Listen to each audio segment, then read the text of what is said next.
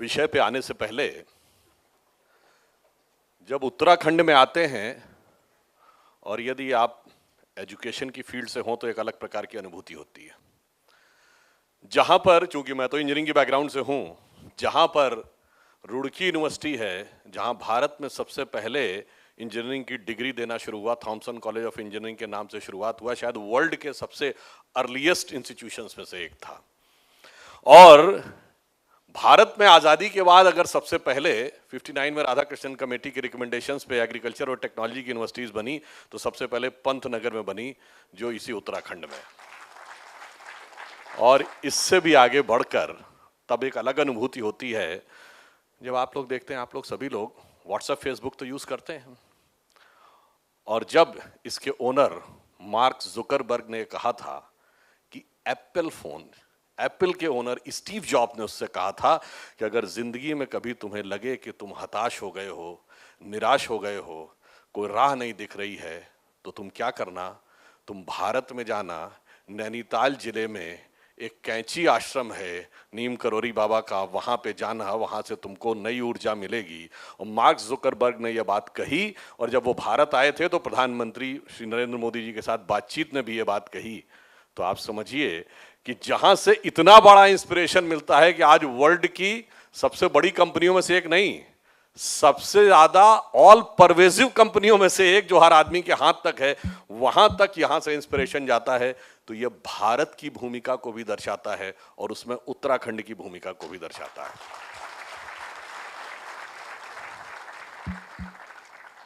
Now if we start on the issue of the education, अगर हम कहें तो if you want to become a leader in the education, then what you have to do. देखिए, बहुत स्पष्ट सी बात ये कहें कि अगर आप एग्जिस्टिंग चीज को फॉलो करते हैं तो you can become prosperous, you can attain a good position, good prosperity, good life, good luxury. But अगर आपको लीडर बनना है तो एग्जिस्टिंग चीज में से अलग हटकर आपकी एक दृष्टि होनी चाहिए कि what is going to be there in the future, and accordingly you can decide. इसका मैं एक एग्जांपल देना चाहता हूं। You all must be knowing कि जब अमेरिका ने अपना एटम बम का प्रोजेक्ट स्टार्ट किया, the name of the project was project Manhattan, 1945 में चल रहा था, before the first atomic explosion was done on 16th of July 1945। Project Manhattan चल रहा था, तो उस समय प्रेसिडेंट थे ट्रूमैन, और ट्रूमैन के एक एडवाइजर थे जिनका नाम था एडमिरल विलियम ले। एडमिरल विलियम ले ने कहा कि mister president, this project Manhattan is going to be a utter failure. This project will never take off. This I am saying as an expert on explosive. अब बताइए, वो सही थे कि गलत थे? वो सही थे, because till that time the science of explosives were only limited to the chemical forces available in the explosive material. जो एक्सप्लोजन होता है वो तो केमिकल रिएक्शन से होता है ना, बट जिसकी बात हो रही थी वो एटॉमिक फोर्स था। केमिकल रिएक्शन क्या है? जो creation and dissolution of the atoms in creating and dissolving molecules, यानी वो एटम के बाहर हो रहा था। एटम के अंदर गए तो एनर्जी कुछ और थी, वहां तक वो नहीं देख पा रहे थे। इसलिए मैंने कहा, और जब उन्होंने देखा और वो एटम बम बना, और उसके बाद वर्ल्ड का पावर स्ट्रक्चर चेंज हो गया। Prior to Second World War, the power center was in Europe, and after that, America became the power center. तो आप ये समझिए कि जब जो दिखाई पड़ रहा है उस पे रिसर्च करेंगे तो ठीक है, पैसा प्रॉस्पेरिटी मिलेगी। जो नहीं दिखाई पड़ रहा है उसकी तरफ जाएंगे तो आपको एक नई दुनिया मिलेगी। इसको कुछ ऐसे समझिए कि समंदर की सतह पर आप अपना जहाज चलाते चले जाएंगे, एक शहर देखने को मिलेगा, दूसरा देखने को मिलेगा, एक देश देखने को मिलेगा, दूसरा देखने को मिलेगा, मगर अगर उसी समंदर में आप नीचे उतरना शुरू करेंगे तो कहीं पे रत्न मिलेंगे, कहीं पेट्रोलियम मिलेगा, कहीं दूसरी एनर्जी मिलेगी, वो चीजें मिलेंगी जो सतह की दुनिया को बदल सकती हैं। तो इसलिए मैं ये कहना चाहता हूं कि आज के जो स्टूडेंट्स हैं, जब आज हम कहते हैं कि हम स्वतंत्रता के अमृत महोत्सव में, प्राइम मिनिस्टर ने कहा है कि यह अमृत काल है। अमृत काल मीन्स 75th ईयर से 100th ईयर जब आएगा, जब सेंचुरी आएगी 2047 में, इस 25 साल में भारत को उस मुकाम तक पहुंचाना है जो हमारा लेजिटिमेट ड्यू था। तो वो कैसे पहुंचेगा? अगर हमारा लक्ष्य इतना ही रहेगा बच्चों का कि एक अच्छे इंस्टीट्यूट से डिग्री प्राप्त कर ली, फिर बहुत अच्छा हुआ तो एक फॉरेन की यूनिवर्सिटी से डिग्री प्राप्त कर ली, एक बहुत बड़ी कंपनी में जाके बढ़िया नौकरी की, लाखों रुपए महीने की, या बहुत हुआ तो एक अच्छा खासा बिजनेस कर लिया और उसके बाद जिंदगी खत्म, तो ये करके क्या अमृत काल का अमृत प्राप्त होगा? जिसके लिए वो अकबर इलाहाबादी का एक बड़ा फेमस शेर है कि क्या कहें अहबाब, अहबाब कहते हैं ना फ्रेंड को उर्दू में, क्या कहें अहबाब, क्या कारे नुमाया कर गए, ग्रेजुएट हुए, नौकर हुए, पेंशन मिली और मर गए।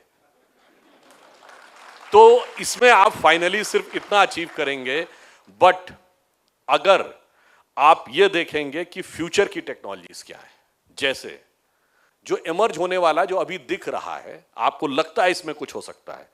मेरा मानना है कि भारत के बच्चों को अगर यहां पे अच्छे इंस्टीट्यूशंस में रिसर्च करनी है, विदेश में भी रिसर्च करने जाना है, तो आर्टिफिशियल इंटेलिजेंस में जाएं, कंपोजिट मटेरियल में जाएं, जीनोम सीक्वेंसिंग में जाएं, नैनो टेक्नोलॉजी में जाएं, स्पेस टेक्नोलॉजी में जाएं।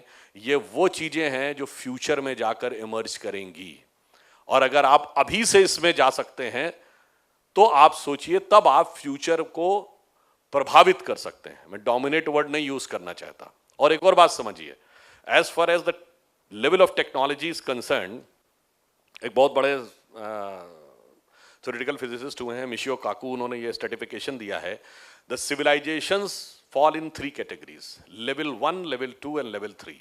Level 1 civilisation in terms of technology is that वो जिस प्लेनेट पर रहता हो उस प्लेनेट की सारी एनर्जीज को उसने एक्सप्लोर कर लिया हो और उसे यूटिलाइज करना आ गया हो।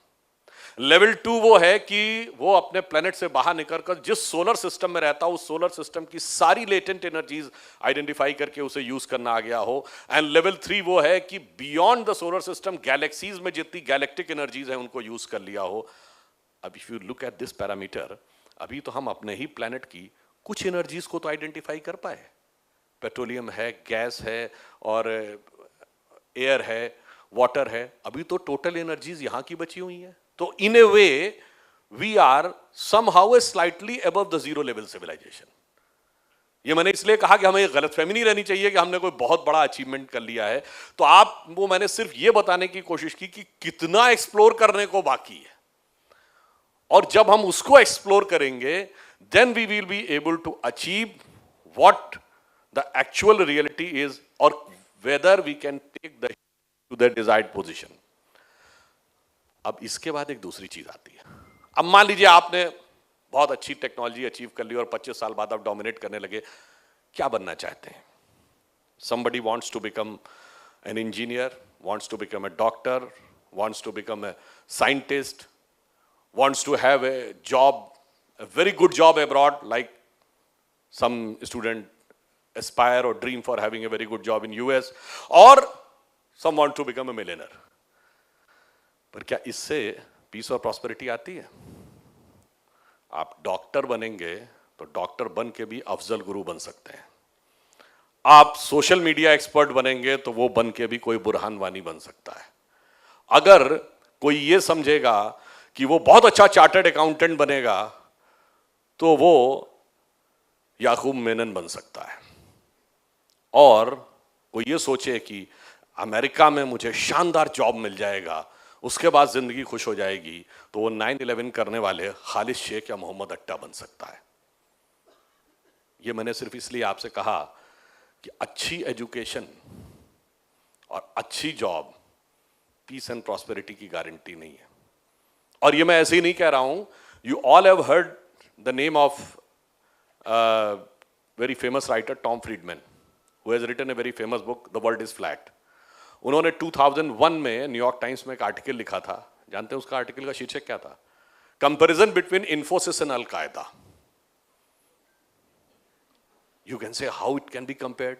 He said, yes, there are n number of comparable elements. Number one, both started at the same time. Both were powered by the power of youth. both were having the dedicated youth, both were having the talented youth, both have got the global presence एक साथ. बस अंतर क्या था? One for the destructive cause and other for the constructive cause. इसलिए इंफोसिस में millionaire बन के नारायण मूर्ति बनते हैं और अल कायदा का चीफ ओसामा बिन लादेन भी मिलियनर बिलियनर था. It means education is important, but more important is motivation behind the education.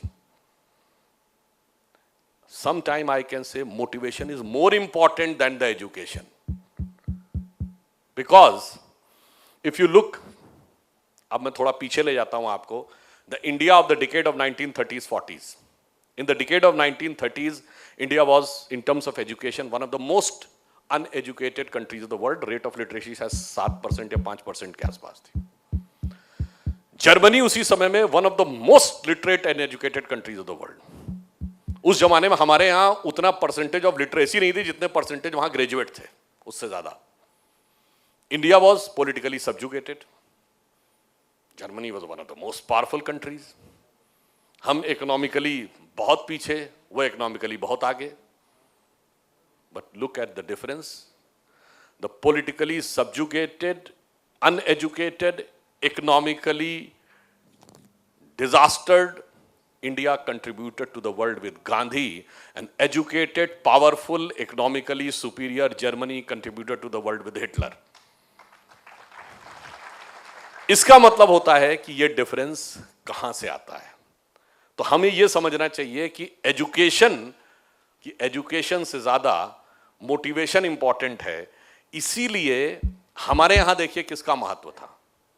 अब आप ये देखिए कि हमारे यहां जहां कहीं भी नॉलेज की बात आती थी तो नॉलेज एक चीज थी, उससे ज्यादा इंपॉर्टेंट थी वैल्यूज. अब आप कल्पना करिए, भगवान राम और रावण में तुलना करिए तो नॉलेजेबल कौन ज्यादा था? भाई देखिए, वैसे तो भगवान राम ब्रह्म के प्रतीक हैं, वो तो एक अलग विषय है कि वो ब्रह्म है तो ज्ञान अलग, पर जब वो लीला कर रहे हैं मानव रूप में तो रावण ज्ञानी ज्यादा है. फिर भी राम क्यों जीत रहे हैं? रावण के पास पैसा ज्यादा है, सोने की लंका है, रावण के पास पावर ज्यादा है, सब कुछ उसके पास है, फिर भी वो क्यों जीत रहे हैं? क्योंकि जब रावण हर चीज में ज्यादा, यहां तक कि रावण पुजारी ज्यादा बड़ा है, भगवान का पुजारी वो बड़ा है.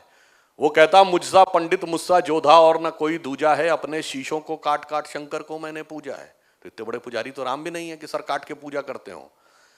फिर भी राम की कौन सी श्रेष्ठता है जो रावण की समस्त योग्यता और शक्ति पर भारी पड़ जाती है? वह है चरित्र. इसीलिए तुलसीदास ने लिखा राम चरितमानस, राम के चरित्र को मन में धारण करिए. और आज प्रॉब्लम क्या हो गई? इसीलिए हमारे यहां प्राचीन काल में, अब मैं उस पे आ रहा हूं, हम वर्ल्ड के टीचर नहीं थे, हम वर्ल्ड के नॉलेज बेस के सेंटर नहीं थे, हम विश्व के जगत गुरु थे. गुरु आज स्टूडेंट्स आते हैं पढ़ने, किस लिए पढ़ने आते हैं? If it is just the acquiring of some knowledge and information, आज तो बुक्स में अवेलेबल है, इंटरनेट पे अवेलेबल है. अगर आप इंजीनियरिंग के विद्यार्थी हैं और आपके मन में इकोनॉमिक्स के लिए इंटरेस्ट हो जाए, एक साल में 20 किताबें इकोनॉमिक्स की पढ़ लीजिए, आप इकोनॉमिक्स के एक्सपर्ट माने जाने लगेंगे. फिर क्या जरूरत है यूनिवर्सिटी में आने की?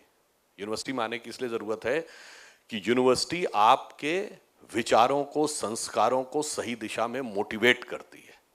अगर टेक्निकली नॉलेज पे जाएंगे तो गूगल के पास हम सब में से किसी से ज्यादा नॉलेज है, पर गूगल के पास नॉलेज है, वो दुनिया नहीं बदल सकता. दुनिया बदलने का प्रोसेस मोटिवेशन से आएगा. इसीलिए जब हम जगत गुरु थे तो क्या कहा जाता था? यहां लोग किस चीज की शिक्षा लेने आते थे? कहा जाता एतद देशे प्रसूतस्य सकाशादग्र जन्मना स्व स्व चरित्रम शिक्षेरन पृथ्व्याम सर्वमानवा. जहां अपने चरित्र की शिक्षा लेने पृथ्वी के सारे मानव आते थे. इसलिए हम जगत गुरु थे. हम उनकी personality, thinking process, thought process को टोटल ट्रांसफॉर्म करते थे.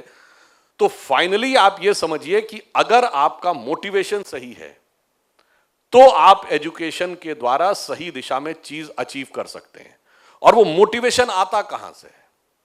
वो सही दिशा में जाना है, ये आता कहां से? अभी आप कहेंगे चलिए तो पर्सनल लेवल पे बताया, मैं ग्लोबल लेवल पे बताता हूं. आज रशिया यूक्रेन की लड़ाई चल रही है, चाइना का एग्रेसिव मॉडल है।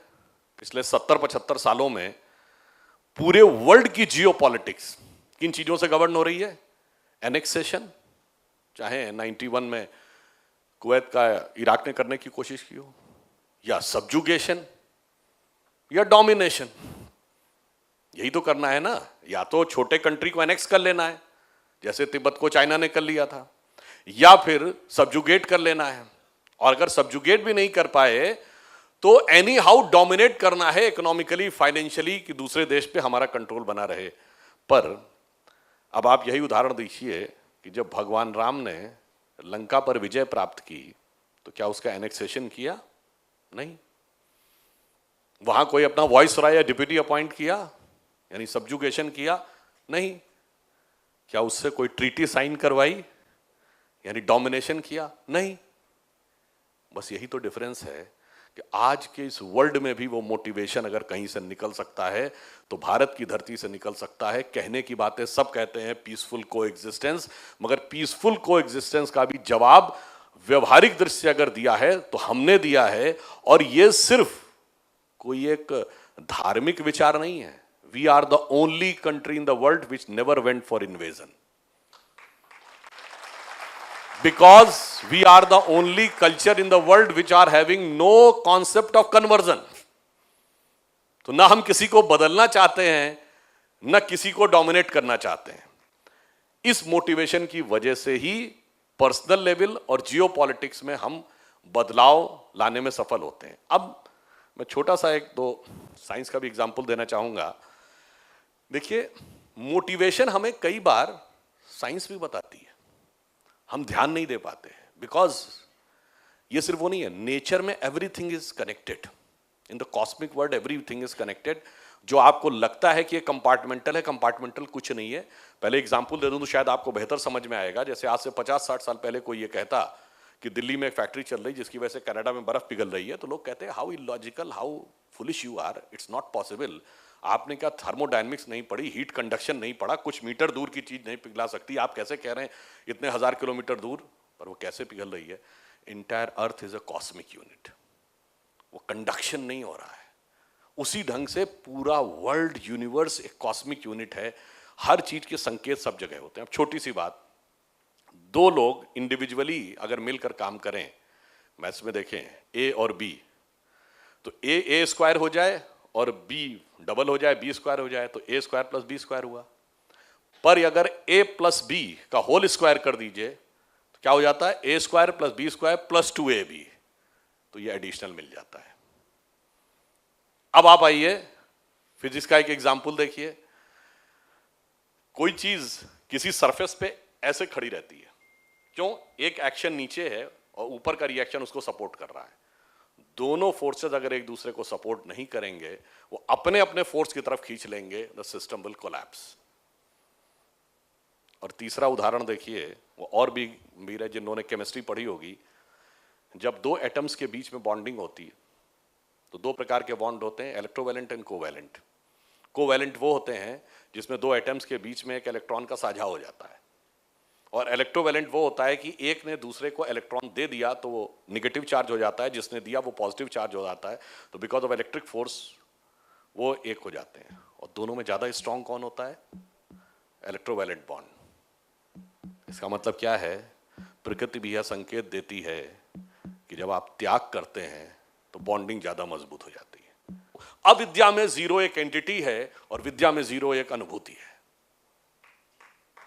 इसलिए अविद्या के लिए न किसी गुरु की जरूरत है, न पात्रता की जरूरत है, न अपने अंदर कोई परिवर्तन लाने की जरूरत है। जाइए पढ़ लीजिए।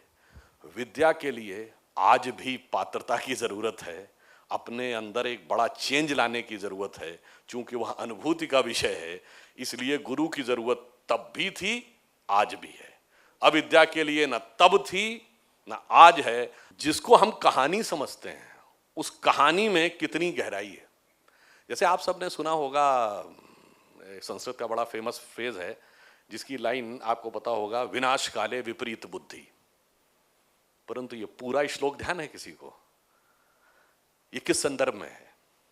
ये पूरा श्लोक ये है कि न निर्मते न विद्यते तदैव न श्रूयते स्वर्णमयी कुरंगी तथापि तृष्णा रघुनंदनस्य विनाश काले विपरीत बुद्धि। मतलब न कभी बना था, न कभी देखा था, न कभी सुना था कि सोने का हिरण होता है, फिर भी तृष्णा ने रघुनंदन भगवान को भी घेर लिया। इसे ही कहते हैं विनाश काले विपरीत बुद्धि।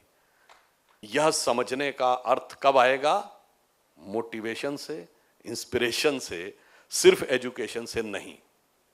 तो इसलिए फाइनली आप इस बात को समझिए कि हम वर्ल्ड को भी डोमिनेट करना नहीं चाहते।